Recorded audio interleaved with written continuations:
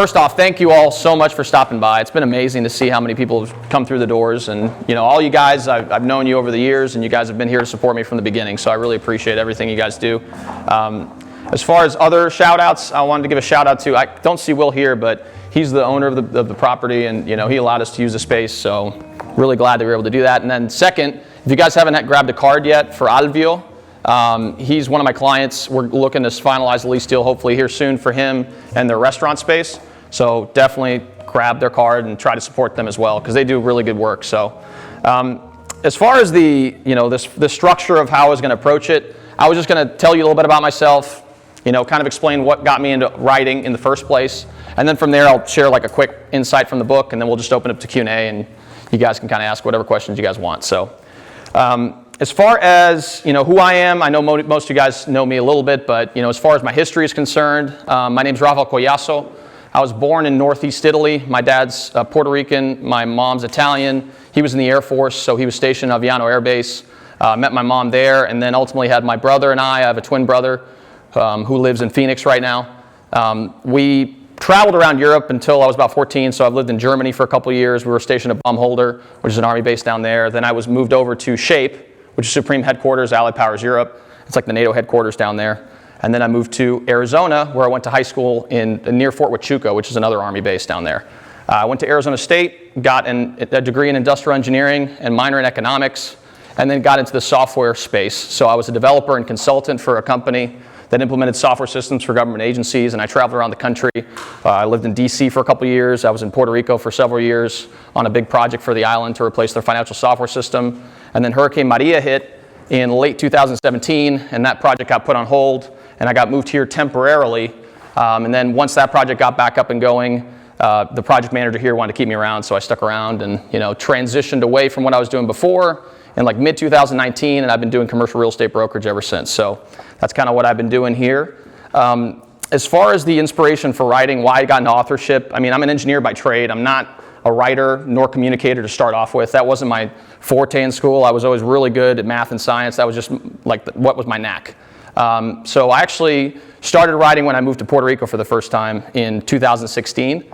At the time, you would think that I had it made. I was a software implementation consultant. I was making a lot of money. I was on an apartment that was literally a stone's throw away from the beach. Like you could throw a rock from my apartment to the beach.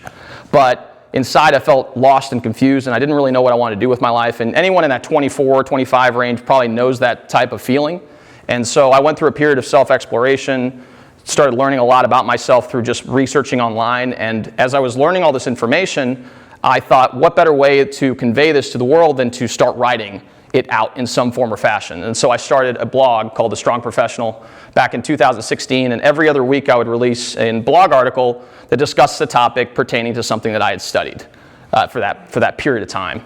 And then I did that for about 18 months, and then after doing that for a while, I realized that I'd already written about 35,000 words, and I read an article that mentioned that a 50,000 word book was essentially 200 pages, and that was the inspiration. I said, oh, well, all I have to do is add 10 to 15,000 more words, round it out, and that became my first book. And so that was the first book that I'd written back in 2017. It was called The Millennial Playbook, Proven Success Strategies for the Millennial Generation.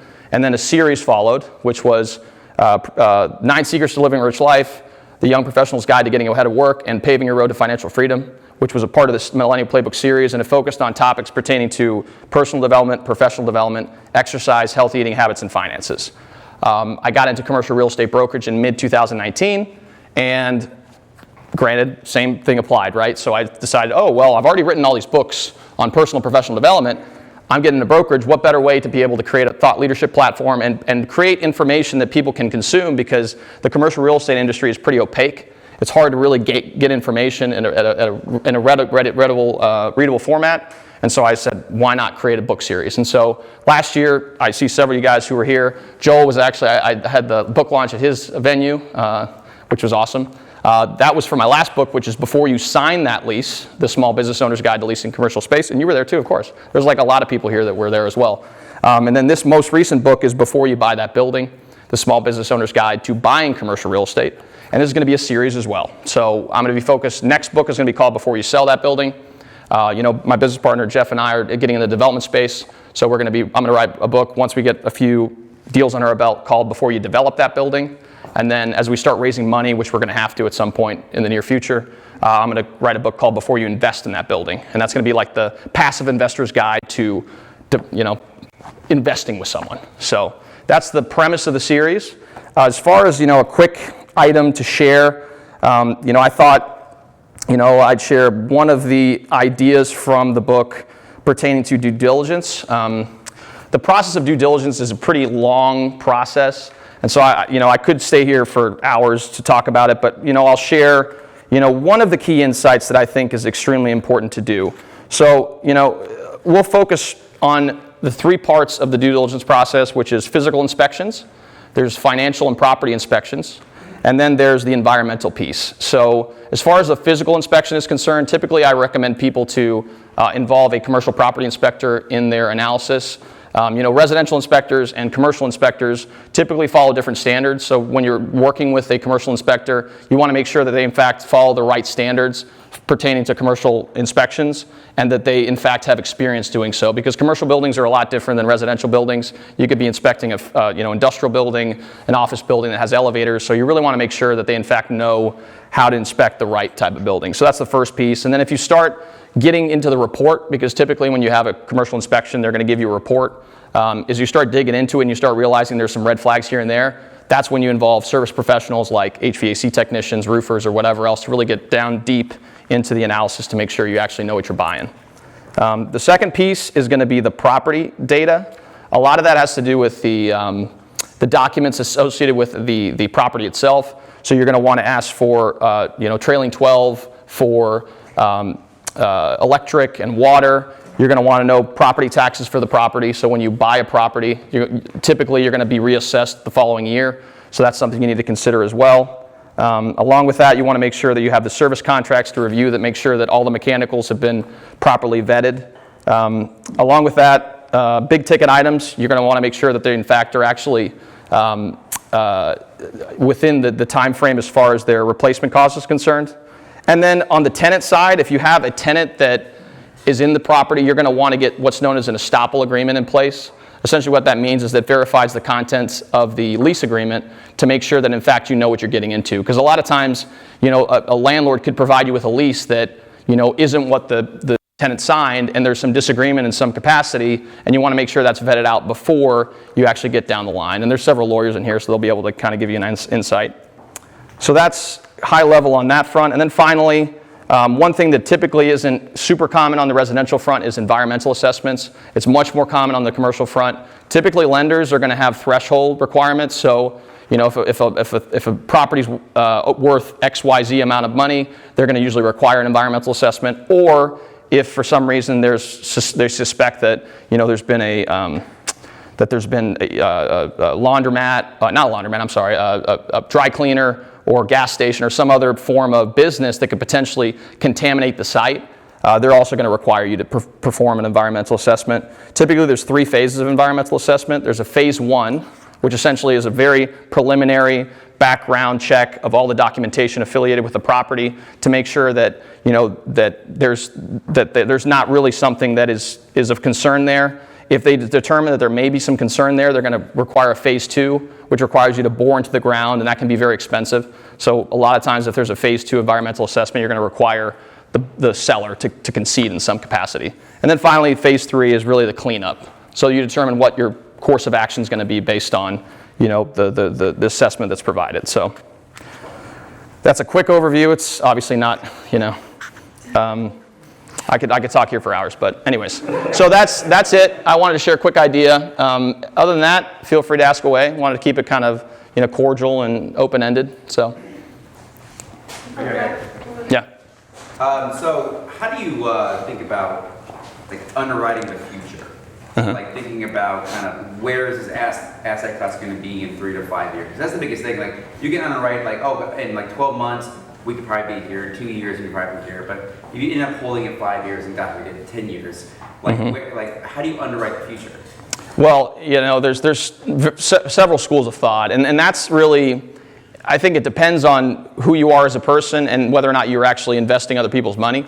Because a lot of times, this is one of the things that I saw last year that I think is going to manifest itself later on, is that a lot of people were pitching returns on investments, but then when you look at their underwriting criteria, they were projecting that you were going to exit at a 4 cap, or these unrealistic expectations of what the future is going to hold. And anyone will tell you can't predict the future, especially not 5-10 years in the future. Right. Who knows if there's going to be a catastrophic event in the future. And so what I typically recommend is you can't ever know exactly what's going to happen, but just be as conservative as possible, in particular if you're going to be investing other people's money, because you're a steward or a fiduciary to that as well. So, with presumably most of the room being within real estate, touch, or REITs, or in the industry, what is something which, let me back up by saying thanks for writing a book. The book continue to contribute to our industry that we love. Mm-hmm. What is something like that, when you go buy an investment property, you buy 100,000, you sell for, what is something like that cost, if you don't mind me asking? Like to write a book. Oh, the book, oh. Like, what's your contribution to the investment to put out a product? Oh, to like start to finish? Mm-hmm. Yeah, so when I first started writing, and again, I'm historically not a good writer. I just got really good over time. And there's this book that changed my life. It's called The Compound Effect by Darren Hardy.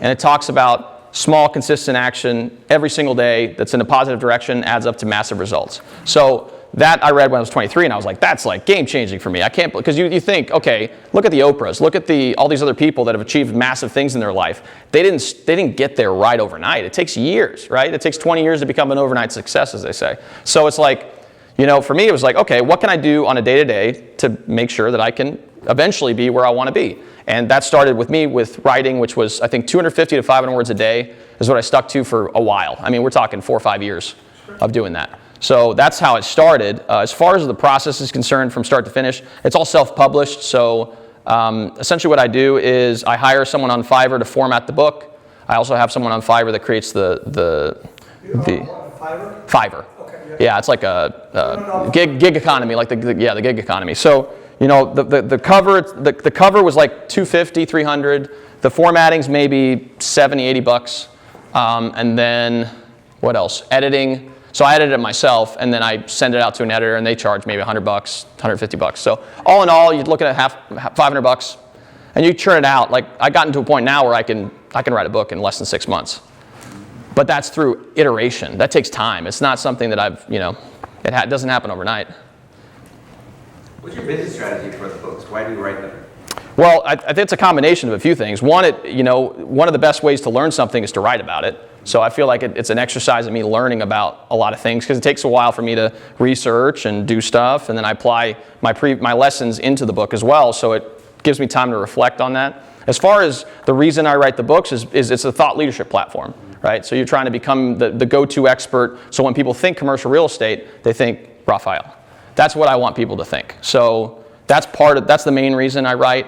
But again, as I said before, it's an exercise in me becoming a more effective agent as well. And long-term, a developer, investor, everything else. And I want to highlight something real quick. I might be the only person that isn't involved in real estate here. Mm-hmm. Yeah. So thank you for allowing me to stay. Yeah, thank you for allowing me to stay. So that's first and foremost. But then, with the question that you asked, sir, you had highlighted the gig economy, mm-hmm. and Fiverr is a direct correlation with the gig economy. That is not stopping. That is only going to grow, and is only going to be at a higher height. So as we approach the way that the world is moving, I didn't even give y'all an intro to who I am. All right, so my name is Joe Franklin. Mm-hmm. I work within technology, but I'm a part of the Louisville community. I serve on various boards like Venture Connectors. I was honored as Louisville Business First 40 Under 40 based on community engagement. Mm-hmm. But I also served on GLI's Talent Steering Committee for the last 3 years, and various other aspects of things, right? So I'll just keep it at that. I just need some credibility for when I ask this question. Pop-up shops, like restaurants for a day, mm-hmm. right? All of these things that are 21st century, gig economy type, micro dosing type wave, how does that impact the way that organizations approach commercial real estate and understand that profit not only lives in something that's fully sustainable, but it could be something done in a very finite manner. What are your thoughts on that? Yeah, I mean, that's a pretty profound question. I would say, if you're talking retail, historically retail is continued to shrink as far as footprint's concerned. So even on the larger scale, you're starting to see a lot smaller of a footprint on the retail side.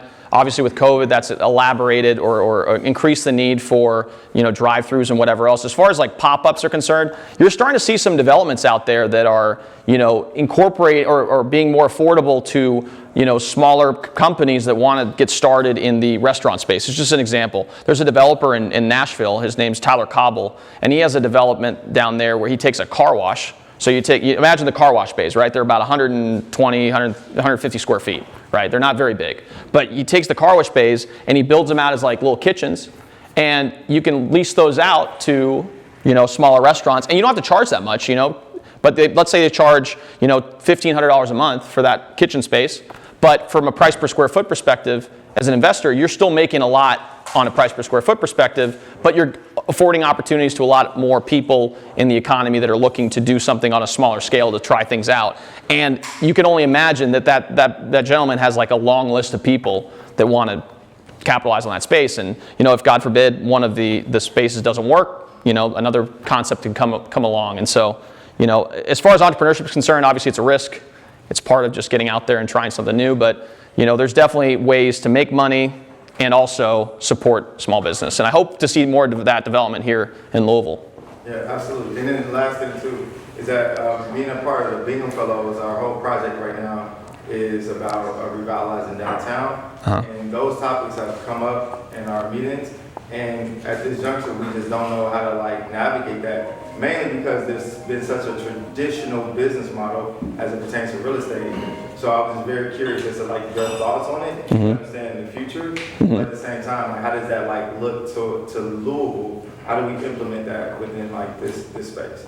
So that's what I wanted to. Yeah. No, you're 100% right, and I think it's a little give and take on the public side and on the private side, because it has to at least make sense somewhat economically. So that's one of the biggest hurdles a lot of times with development is they want to do the development, but it just doesn't it doesn't work economically. And so it's hard to try to convince someone, say, hey, you should be doing this, if you can't even make the numbers work and they can't make it any semblance of profitability. And so, I think there needs to be a little bit more give and take on both sides. What that looks like, I mean, it just depends on what initiatives you want to pursue. I think the biggest thing, like you said, downtown, and we talked about it briefly, was the residential side. I think with commercial, it's interesting because commercial follows residential. So the more residential, foot traffic you get on a day-to-day basis, that drives other commercial opportunities. And so I think that's the starting point. There's a lot of office buildings right now that are vacant, and I know more are going to come online, and so hopefully we can convert some of those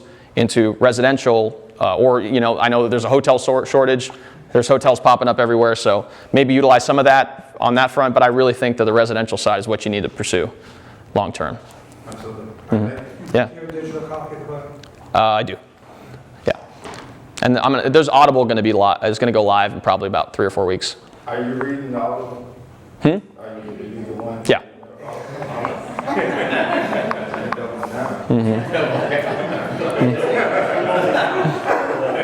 Is it Audible for this book or all your books? Well, just the commercial real estate books for now. My other books, some of them are really long, so it would take me a long time to do it. These are 150 pages, so they're pretty quick. So, the total audio on my first book, I think, was like 2.5 hours. This one's about 2.5 hours too. So. Was it hard to get on?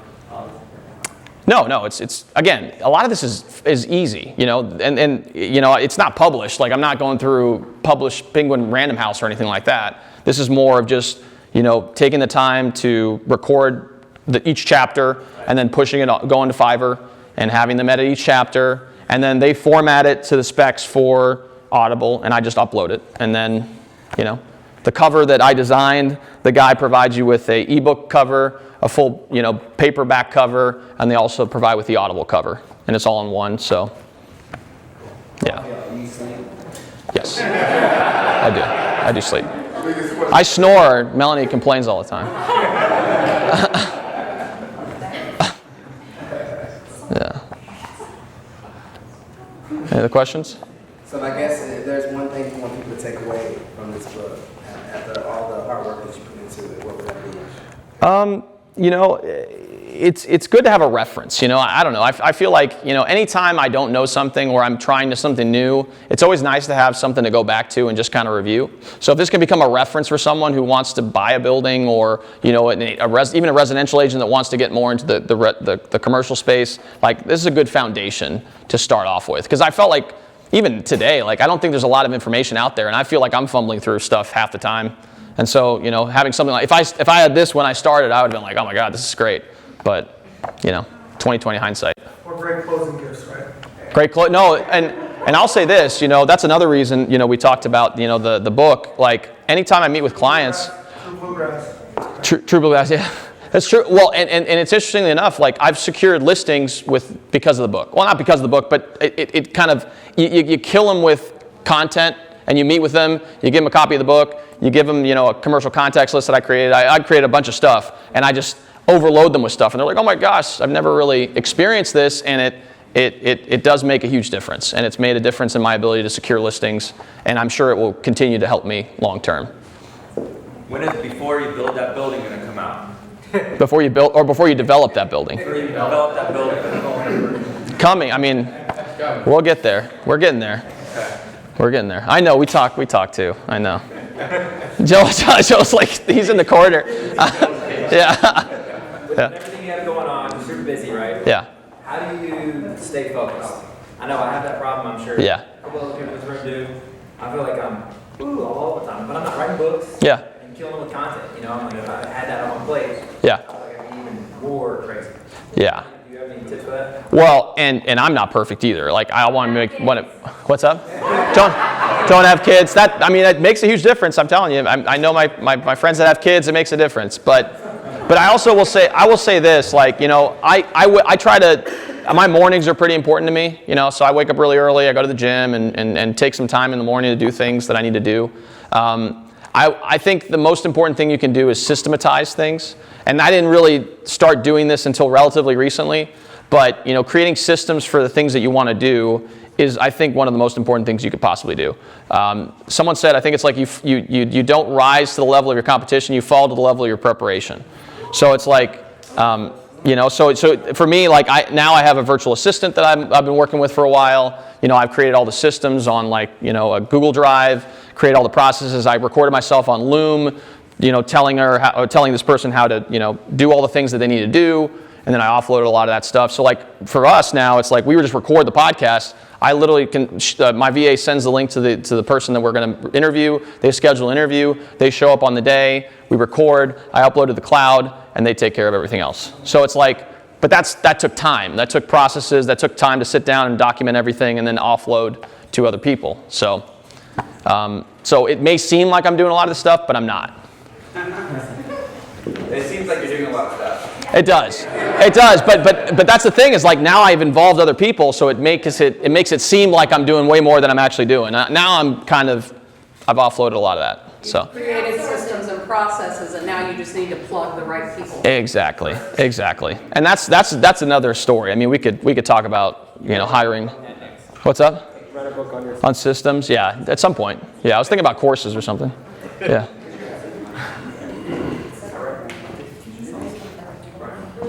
Any other questions? All right. Awesome. Thank you.